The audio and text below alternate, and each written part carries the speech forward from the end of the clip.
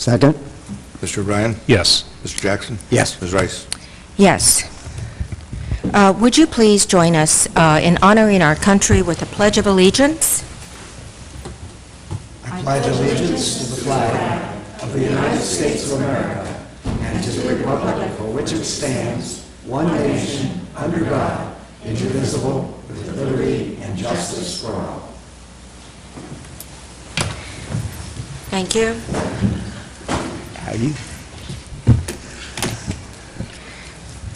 I need a motion to adopt the agenda. So moved. Second. Mr. O'Brien? Yes. Mr. Jackson? Yes. Ms. Rice? Yes. First item on the agenda tonight is something that is always a lot of fun and very nice for us to do and to hear, and that is presentations and recognitions. And we do have a recognition tonight, which Mrs. Earhart, our administrator, is going to tell us about. Yes, good evening. We are here this evening to recognize Josh Alfaro. Josh is a senior graduate from Anderson High School and Scarlet Oaks Career Technical Campus. He competed this summer in the Skills USA competition in Kansas City, and you can see photos of that competition right behind me here. Josh placed first in the competition and received the National Gold Medal for cabinet making. He will now train for the World Competitions to be held next summer. We received notice of this accomplishment through Sandra Coleman, who was Josh's counselor. She couldn't be in attendance tonight, although she wanted to be, and she asked us to read the following statement. As Josh's counselor, I watched a young man excel in academics as well as construction. I am so proud of his achievement of gold medal winner on the national level, and also such a role model to his peers. I am so excited to have Josh represent Anderson Township when he hopefully continues to compete next summer in Brazil. I am so proud to call Josh one of my babies. Congrats and continued good luck, Mrs. Coleman. If Josh and his mother would stand, and anyone else who would like, stand at the podium, Ms. Rice would like to present you with a certificate.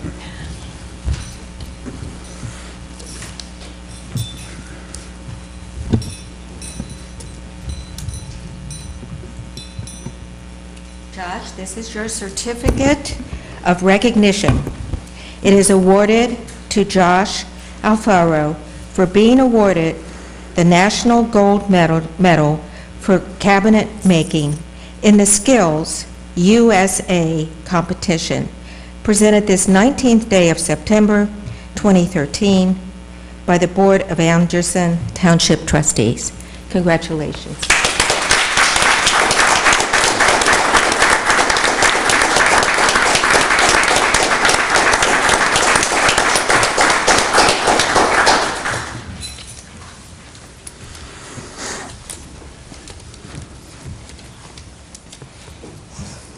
Well, Josh, good luck in Brazil when you're down. Yeah. When's the competition there?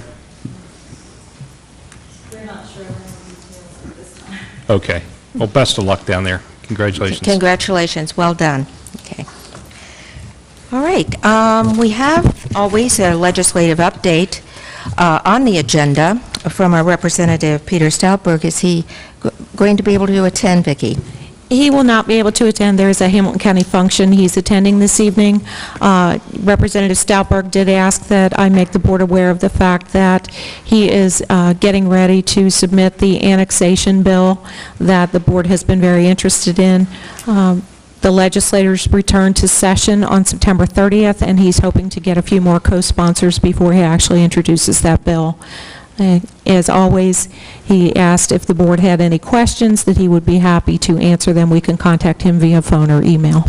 Have you seen a draft? I have not. I have talked to representatives at the Ohio Township Association and am assured that the items that we wanted in the bill are there, but I have not seen the draft yet. Is there a way of seeing it before it's introduced? I'm just curious. I can certainly make that request. Okay, thank you. All right. This is the part of our agenda that we open ourselves up to the public. We call it the public forum. And what that means is that anyone in the audience who wishes to address this board on any reason may step forward and do so. We ask they limit their time to 5 minutes or less, and also to state their name and address for the record. So anyone wishing to speak, please step forward.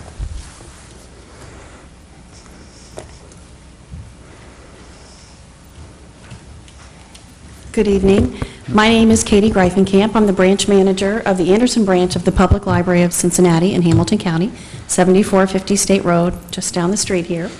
I'm here tonight to let the residents of Anderson Township, and in fact all of Hamilton County, know that the library is seeking to renew its property tax levy that was passed in 2009. We are seeking to renew this because we feel it's necessary to keep our public library strong for all of the residents of Hamilton County. An important thing to keep in mind is that it is not a tax increase, it is simply a renewal of the existing levy. A couple things to note about the Public Library of Cincinnati and Hamilton County is that we are one of the busiest library systems in the country. Our main library was the busiest main library in the nation last year. We recently won a national medal for museum and library services. We were one of 5 winners. Our director went to the White House to receive this nationally recognized award. We do a whole host of services, or we offer a whole host of services for community members.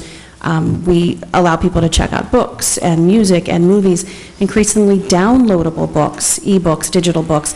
I think it's kind of important to keep in mind that some people think we should just keep it to books, but it's really access to information. It's the medium that changes, but it's still access to information, and whatever the format is. So we're kind of continuing to change with the times. We have computers that our community members can come in and use.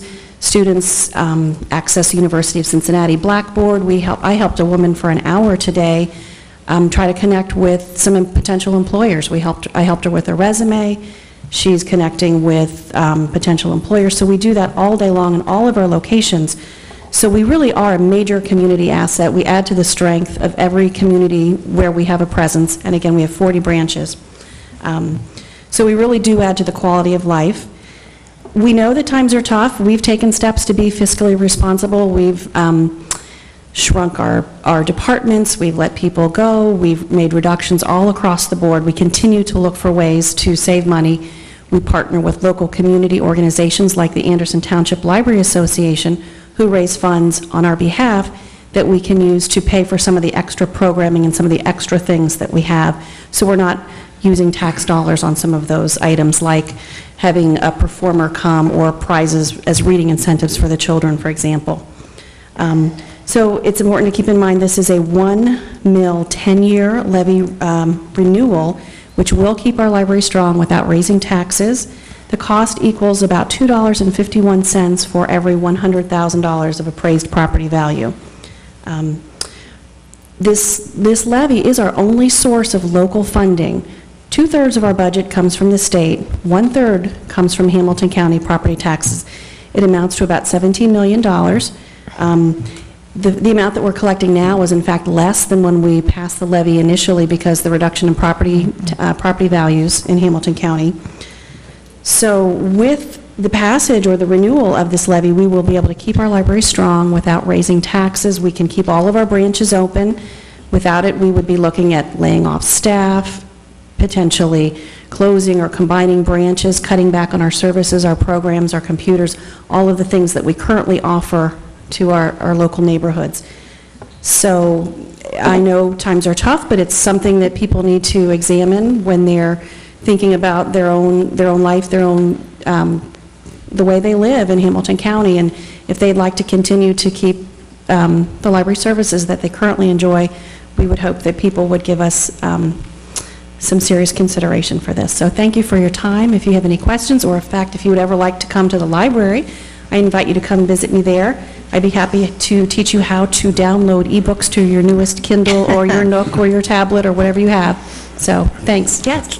Quick question. The Anderson branch, Yes. of the 40 branches, it ranks high in usage. It does rank very high in usage. We have programming standards. One of our measures is at Anderson, the largest branches are supposed to conduct 425 programs free and open to the public a year. Anderson is already at over 600 programs that we've offered. Our circulation Sometimes we're the top circulating branch, sometimes it's the Sims Township branch, they're our rival. But we have months where we check out 70,000 items, and of course, all of those things come back, so, you know, there's a lot of activity going on. How much per 100,000? $2.51. Sounds like a bargain A to month. me. Reasonable, Yeah. Well, It is pretty reasonable, considering what you get. The return on investment is really great.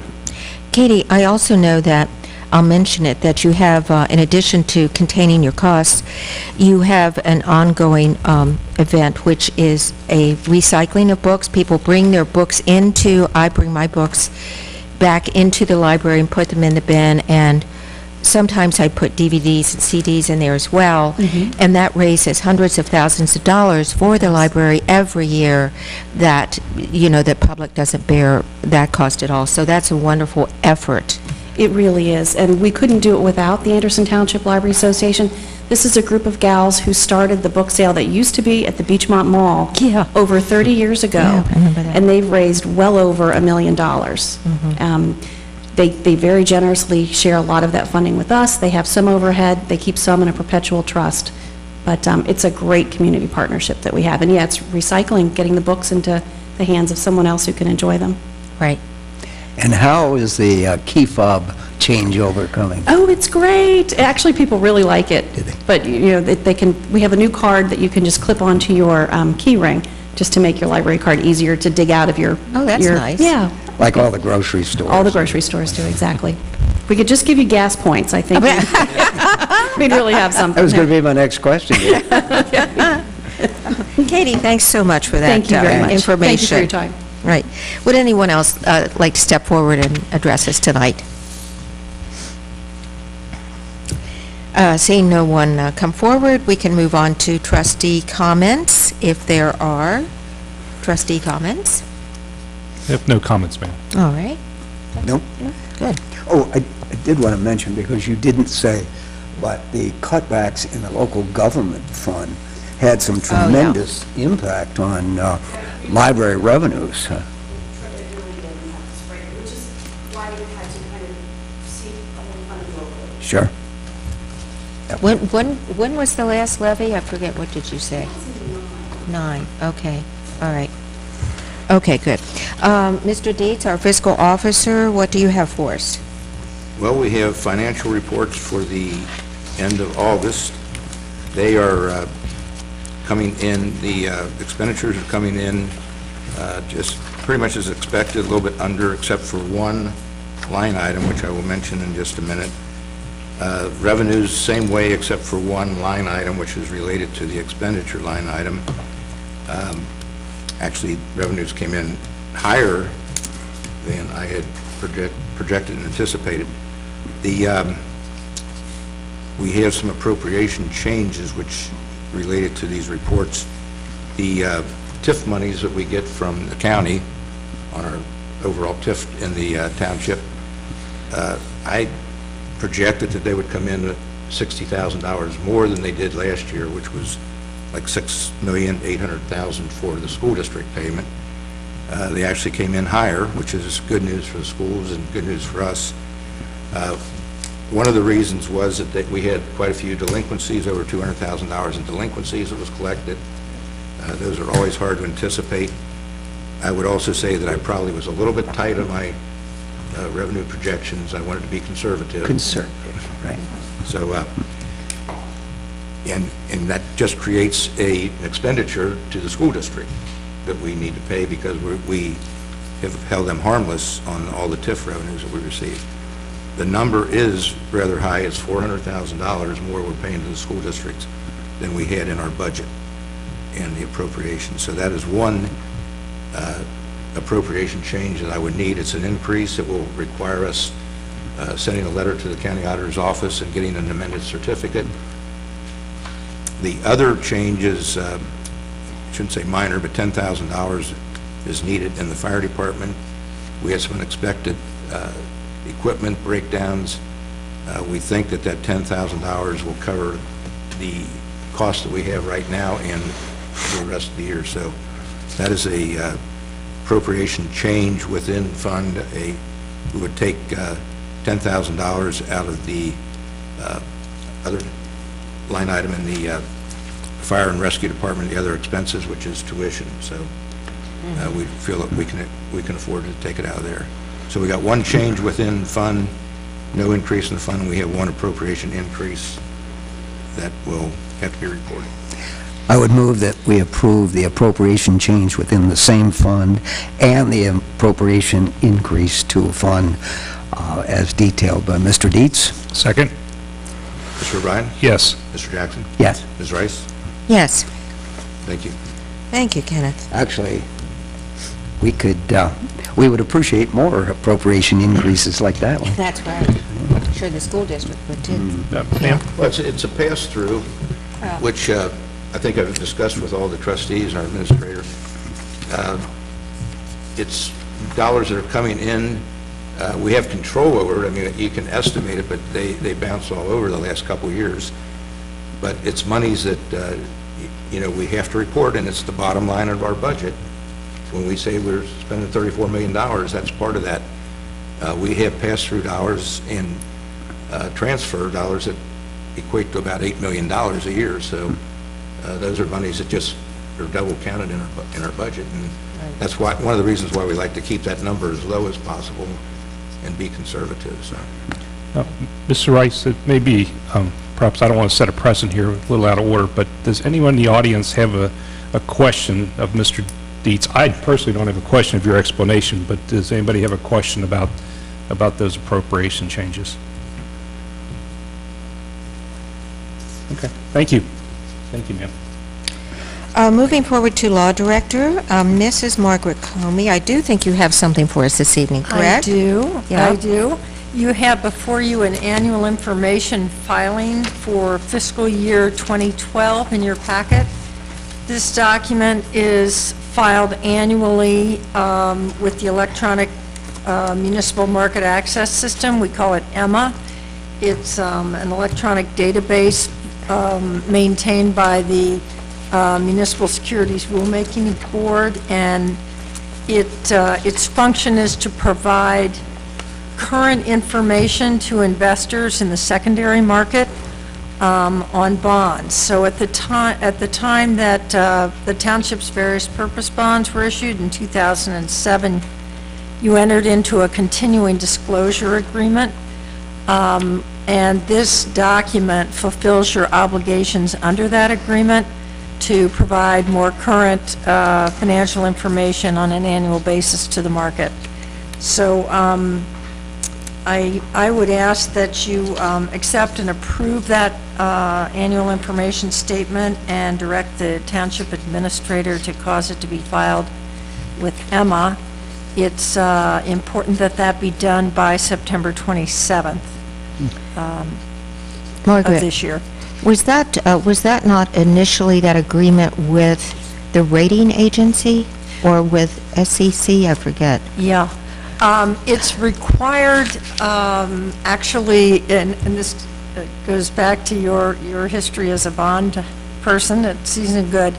The SEC, Securities and Exchange Commission, cannot regulate state and local governmental securities, but the way they do that is by regulating the brokers and traders in those types of securities. So when these bonds were originally underwritten, the underwriters could not purchase the bonds for resale in the market unless and until they were assured that the issuer of the bonds, the township, would meet continuing disclosure obligations. Which we have This done. was relatively new, 1992 Yeah. forward. The resolution is almost as long as the filing itself. Wonder who wrote this?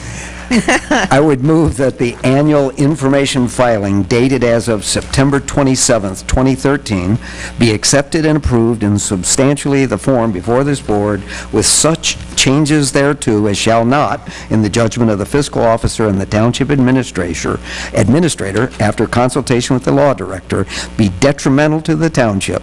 Such determination being evidenced by the signing of the document by the fiscal officer, and further that the township administrator is hereby authorized and directed to file or cause to be filed said annual information filing with the Municipal Securities Rulemaking Board through EMMA, the MSRB's electronic filing system, no later than September 27th, 2013. This action is undertaken in compliance with the township's continuing disclosure agreement entered into in connection with the issuance of the township's general obligation limited tax various purpose bonds, Series 2007, dated April 25th, 2007.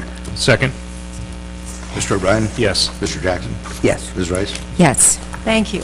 you're welcome. Okay. Planning and zoning is already up. Mr. Paul Drury. Good evening. Good evening. The first item under our agenda, under our department, is there's a resolution in your packet for your consideration for the certification of costs for nuisance abatement for the fiscal year 2013.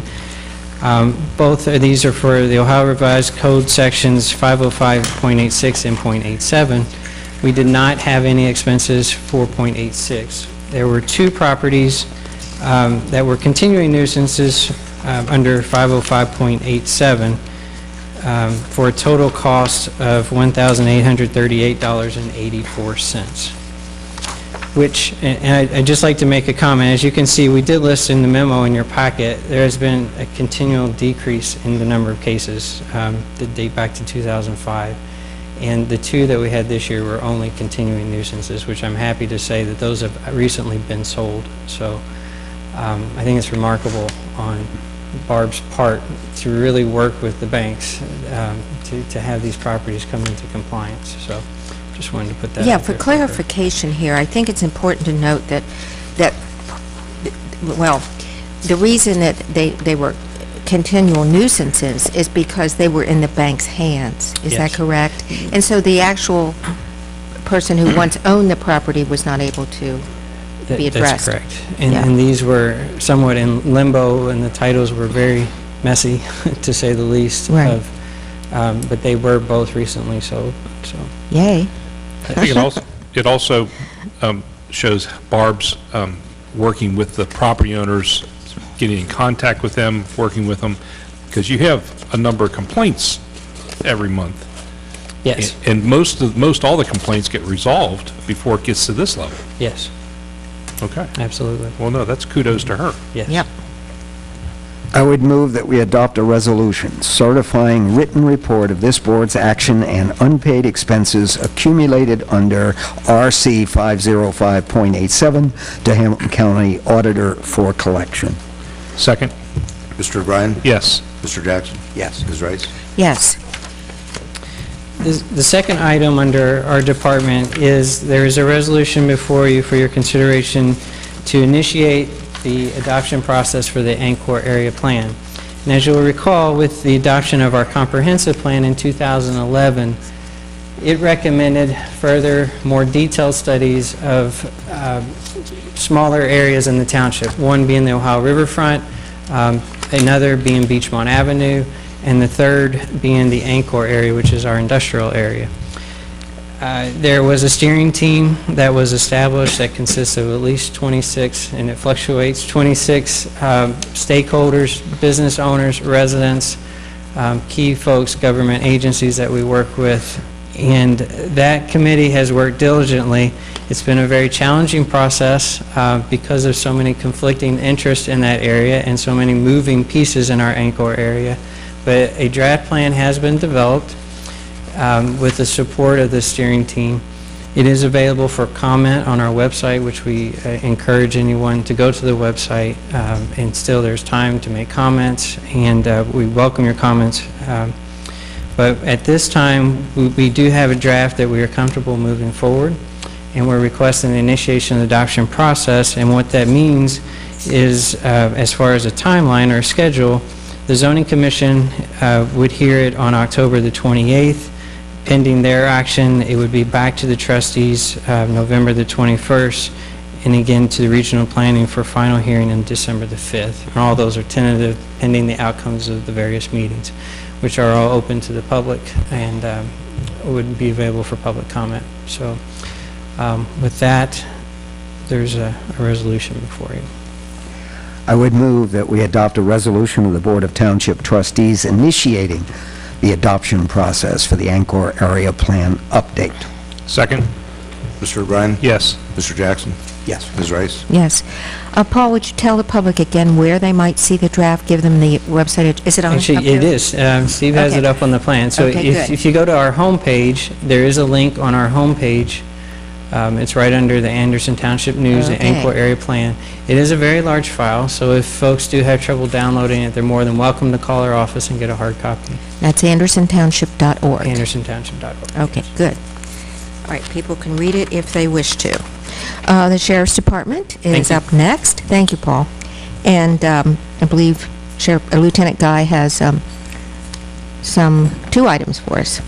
2 items. It seems to be a recurring theme every month. We have a couple more liquor license requests. The first item is a liquor license request for Kroger Limited Partnership, and it's at 7580 Beachmont Avenue. I believe this is just a change in the type of liquor permit. The Sheriff's Department has no objections. Obviously, the location is fine, and there's no objections from our department on that. Okay. I believe it permits using what they call growlers, where you can I actually think it's a take a carry-out container. license. It's a piggyback on their existing license. Right. I would move that we not object to a liquor license request for Kroger Limited Partnership, ILP, located at 7580 Beachmont Avenue. Second? Mr. O'Brien? Yes. Mr. Jackson? Yes. Ms. Rice? Yes. And the second liquor license request is for a company called Dreyer Isabel McGuire Enterprises, DBA for Catch of the Day, which looks like it's a seafood restaurant. It's going in at 8060 Beachmont Avenue, which is the old Anderson Bar and Grill. It's just a request, I think, for a transfer of their liquor license. Right. The old Ground Round. Oh, my goodness. Really? Yeah. Feldy. The Ground Round I went to was on Springdale near Feldies. Oh, Coleraine. them Feldies, yes. Ground Round was the, Vicki and I went to the one at Coleraine and Springdale on the other side of it. we have photos. I would move that we not object to a liquor license request for Dreyer Isabel McGuire Enterprises, DBA Catch of the Day, located at 8060 Beachmont Avenue. Second? Mr. O'Brien? Yes. Mr. Jackson? Yes. Ms. Rice? Yes. Best of luck to those folks at their business, so. I looked at it online. They have a website. It kind of like a Joe's Crab Shack kind of place. Oh. Okay. Public Works, Richard Shelley. Good evening. Evening. I have several items before the board tonight. Of course, this is the final lighting districts for the year 2013, and these will look very familiar to the board. These are the ones we approved and then unapproved last year, and Mr. Dietz and I got straightened out with the auditor's office, but this is the remaining of those districts, and all these are renewals. They've all been checked and ready to go. And we are required to approve each of them individually, so Unfortunately, Mr. Jackson, yes, we are required to. just to cause me pain and agony, I would move that we award a contract and confirm assessments for Markley Farm Lighting District pursuant to revised code sections 9.30, 515.081, 5.5.11, and 515.08. Second? Mr. O'Brien? Yes. Mr. Jackson? Yes. Ms. Rice? Yes. I would move that we award contract and confirm assessments for Pinetum Lighting District pursuant to revised code sections 9.30, 515.081, 515.11, and 515.08. Second? Mr. O'Brien? Yes. Mr. Jackson? Yes. Ms. Rice? Yes. I would move that we award contract and confirm assessments for Rayburn Lighting District pursuant to revised code sections 9.30, 515.081, 515.11, and 515.08. Second? Mr. O'Brien? Yes. Mr. Jackson? Yes. Ms. Rice? Yes. I would move that we award contract and confirm assessments for St. Ives Lighting District pursuant to revised code sections 9.30, 515.081, 515.11, and 515.08. Second? Mr. O'Brien? Yes. Mr. Jackson? Yes. Ms. Rice? Yes. I would move that we award contract and confirm assessments for Whisper Ridge Lighting District pursuant to revised code sections 9.30, 515.081, 515.11, and 515.08. Second?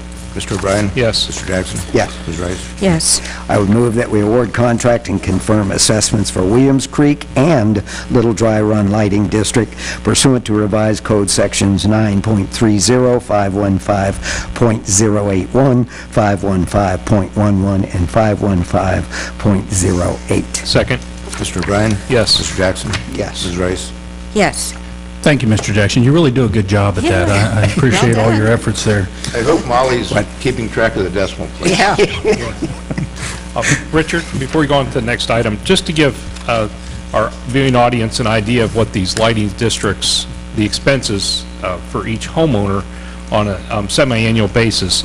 The Williams Creek and Little Dry Run, we just approved on a semi-annual basis for each property owner at $26.85 per semi-annual assessment. So that's about $4.47.5 a month to have lights in their neighborhood, street lights in their neighborhood.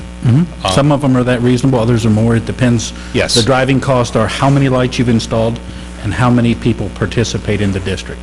Okay. Those are the two large driving costs, but you're right, the cost is usually pretty reasonable. And the first 5 years or so you have them in, there's a little more cost because of the installation, but once that's in, then the cost. Yeah, it's the amortization cost of the hardware, where you pay for the hardware and the wiring, the installation costs in the first 10 years. After that 10-year period, that particular fee drops off, and then you're just maintenance and energy costs from there on out. Okay, and of course, they add a lot of, I think, a lot of value to your neighborhood and safety, so. Excuse me. We get opinions both ways, but yes, we certainly Okay. think that adds to the neighborhoods. Okay, very good. Thank you. The only other item I have for the board tonight is permission to go out for bid on the landscape maintenance contract. This is for the 2014 season. I would remind of a couple things. We only have a few months left in the year. We have to go out for bid, get it back before the board in December, and award so that work can begin slightly after January the 1st. So that's our necessity to do it now. I would move that we authorize advertising for bidding the 2014 and 2015 landscape maintenance program. Second? Mr. O'Brien? Yes. Mr. Jackson? Yes. Ms. Rice? Yes. Thank you, that's all I have. Thank you. Fire and Rescue Chief Marco Burr.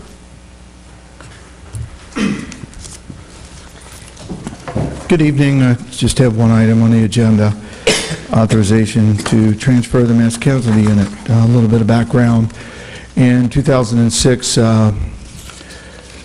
we were given this vehicle, actually more than one vehicle. There's a Gator involved in it, a tractor trailer for mass casualty use, and we'd like to authorize it to move on to another jurisdiction.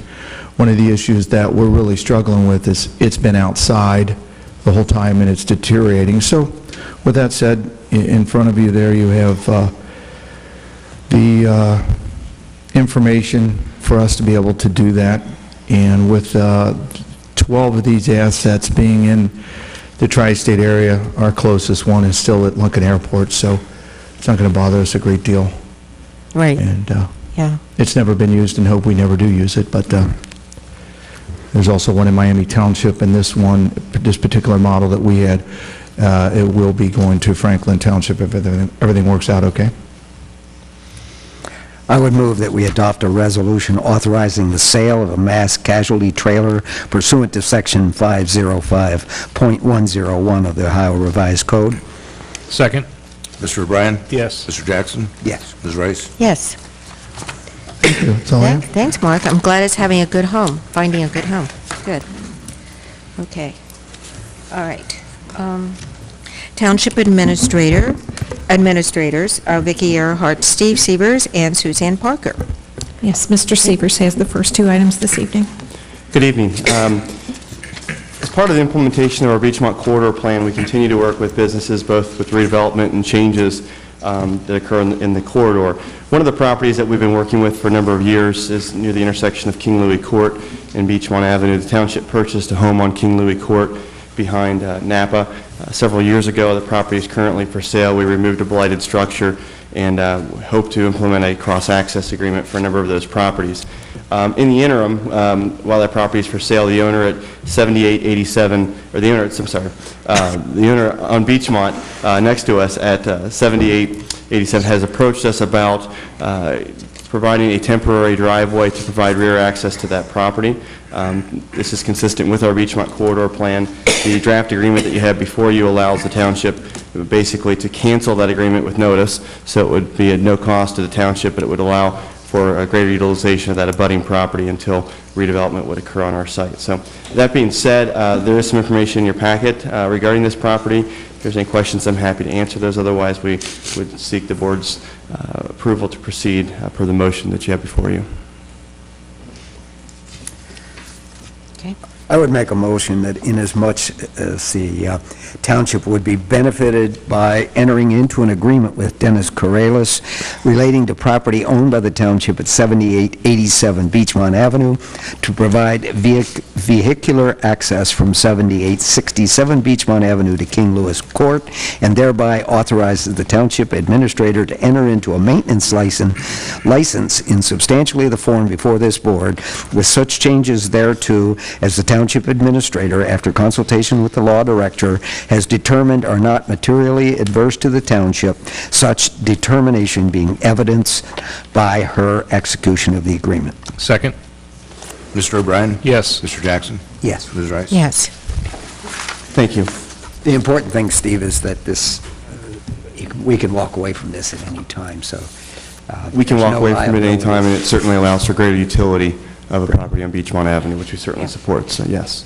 The second item I have is relation to the Anderson Township Communications Plan that we developed earlier this year. We shared it with the board at our spring planning meeting back in March, and per the board's direction, we kind of crafted a goal that kind of guides and I think succinctly states our efforts thus far and our efforts moving forward with regards to communications for our internally and externally. I'll read that draft goal for your consideration.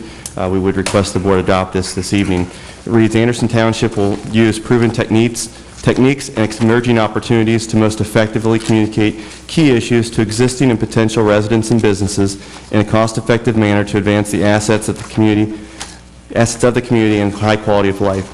Outreach from the township will be proactive, clear, and direct, and will seek to increase public awareness and engagement, provide access to information, maintain transparency, and reinforce credibility of the agencies that serve township residents and businesses. Again, this has been our efforts thus far to date, and I think it does a good job of stating where we'd like to go. It also kind of reinforces the efforts we've had in the last year or so to partner with other agencies that serve our residents as well, including the school district, Park Board, Chamber of Commerce, Historical Society, Senior Center, and other groups. So with the board's consideration, if there's any questions or comments, I'm happy to answer those.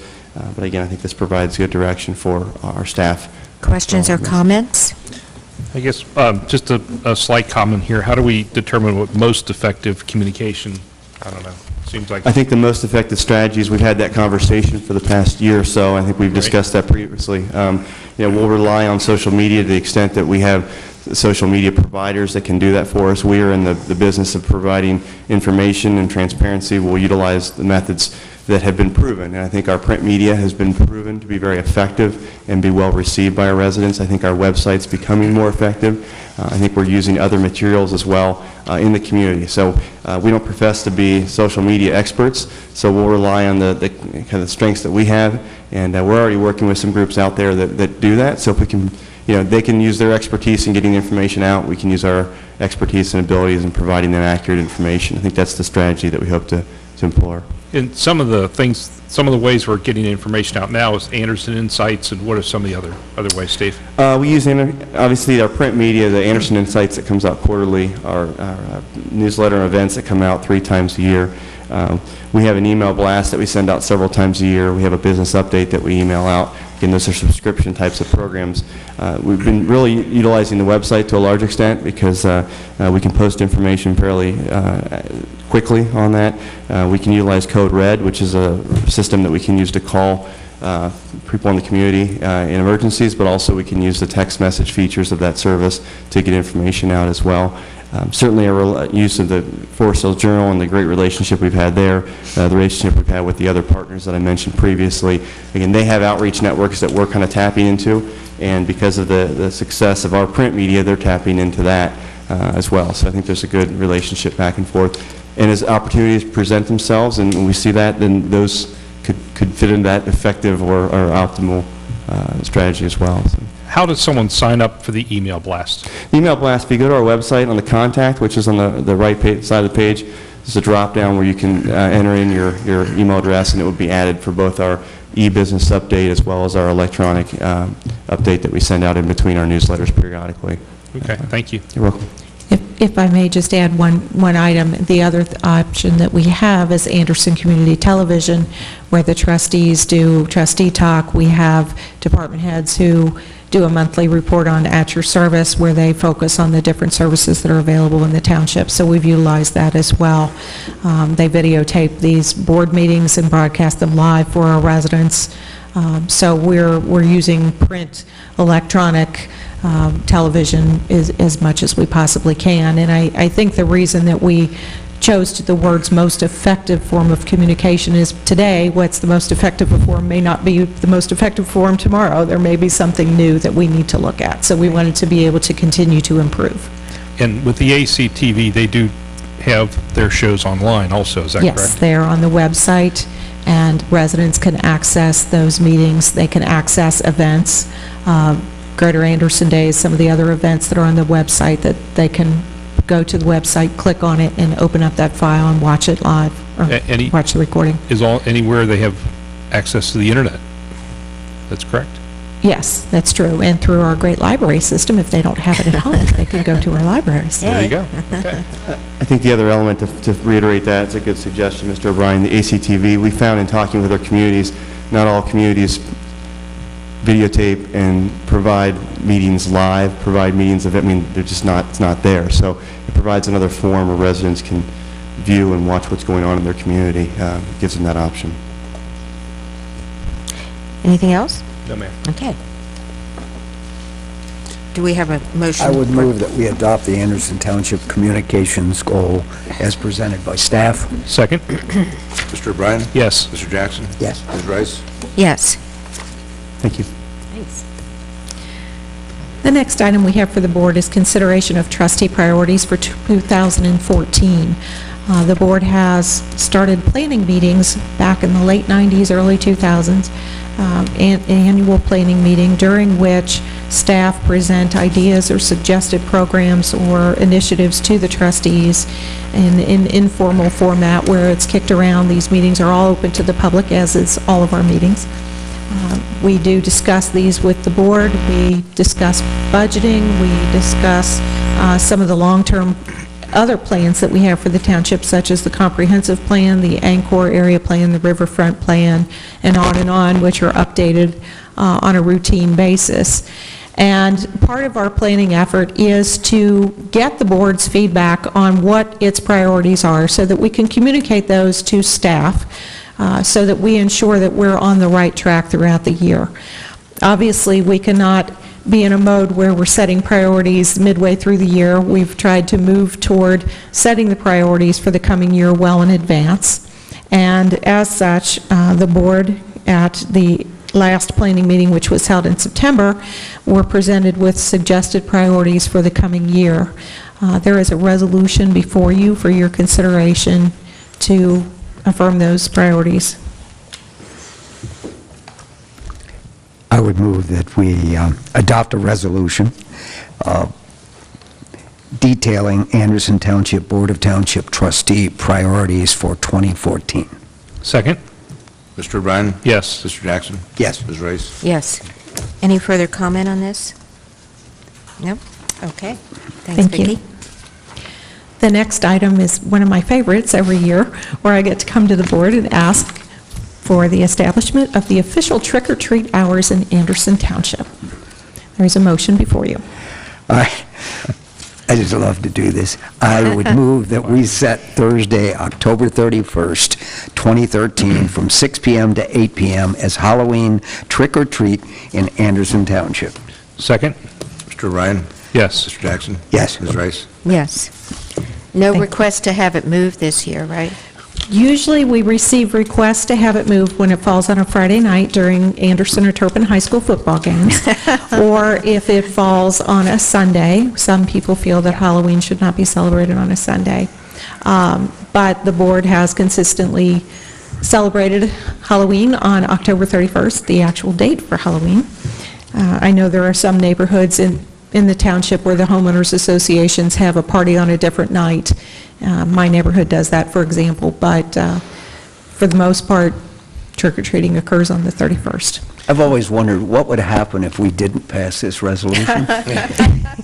Chaos. Actually, I'm feeling a little behind because we've already started receiving calls. And I think if we could move it to the board adopting this resolution in July, it would make it a lot easier on staff. Vicki, related to this, there's the Halloween jack-o'-lantern walk for the young kids. Yes. Halloween can be a little scary for a young person. Yes. So we plan on that, and the jack-o'-lantern walk takes place this Saturday. Is that the Saturday before? The Saturday before, it's October 26th, And, from 7 to 9. And if you could kind of walk us through what happens there and maybe kind of... Sure. Sure. My partner in this event, Molly Moorfield, she and I brought this event to the township many years ago when Anderson Center opened, and it's based on an event that was held in Boone County that my children used to attend when they were little, and it was something they just loved. So we decided that it might be a good event for Anderson, and it has been a success, we're very pleased to say. We basically line the rim of the lake, the walkway around the lake with luminarias. There are hundreds of them that light up the trail, and we place tables along the trail that display carved pumpkins that our residents submit for a pumpkin carving contest, and we encourage everyone to submit a pumpkin for the pumpkin carving contest, because the more we have, the more entertaining it is for residents and for the children. We do have kettle corn, we have cookies, we have coffee and gelato and drinks for the children. There are some games, there's face painting, and we just have had a tremendous support from the community for this event. They all come out. We've had anywhere from, depending on the weather, 1,500 to 3,000 people that come out for this event. We do have large blow-up characters, and as Mr. O'Brien said, we do everything we can to make these friendly. They're not frightening for the small children, but we have a very large, friendly, laughing gargoyle and a very large cat that you can see from 5 Mile that people just love. And every year we tried to add just a new element to the jack-o'-lantern walk. So we're looking forward to it this year. And what I like about it is it starts in the daylight, so the young children can see what's going on in the daylight, and then as it gets darker, it changes, and I think it lessens their fear of the event, and of Halloween in particular. So yes, we have moms and dads that come in costume, and that just makes the event better every year, just the entertainment. So. And the kids should wear their costume. Yes. It's fun. Okay, thank you. We have a number of other events that are coming up in the next couple of months. Actually, our partners, the Anderson Park District, also has a Halloween event, and that is on October 12th. That's the Trunk or Treat, where children are able to go to Beach Acres Park, and there's a model car or a car show in addition to trick-or-treating. So that is a very fun event. So there are plenty of activities for children in the township when it comes to Halloween. We also have, the Park District has their Affair of the Arts this Saturday from 11 to 4 at Beach Acres. We would encourage everyone to attend. It is free admission. Coney Island is having their second fireworks celebration, Fire Up the Night. It's a competition, a fireworks competition between several different countries. I can't remember, I think it's Portugal, and I can't remember the other 2 countries in the United States that are competing this year. That event was wildly successful last year. Very entertaining. People get into Coney Island and can ride the rides and then experience the fireworks show. It begins at 8:30. The gates open at 3, and it's $30 per carload. And that includes the parking. The Anderson Township Historical Society is having their annual country store at the Miller-Loiser Log House on Saturday, September 28th from 10 to 5, and Sunday, September 29th from noon to 5. It is a free event. Again, the proceeds benefit the Historical Society, and they are one of our partners with the History Room downstairs in our History to Schools program, and we hope they have a lot of success with this event. Lastly, we've got the Anderson Farmers Market at Anderson Center Station on Saturday, October 12th from 9 to 1. They're going to have the Mercy Mobile Mammography van there. So we encourage residents to stop by. We have no items arising from exec session discussions for the board's consideration this evening. Oh, thank you, Vicki. All right, believe it or not, that concludes our agenda for the evening, and it's time to announce that the next televised board meeting will occur on October 17th, 2013, 6 o'clock, right here in this boardroom. It will be televised, as I said, and citizens may call 688-8400 if they wish to confirm. And with that, I shall entertain a motion for adjournment. So moved. Second? Mr. O'Brien? Yes. Mr. Jackson? Yes. Ms. Rice? Yes. Thank you for your attendance. We are adjourned.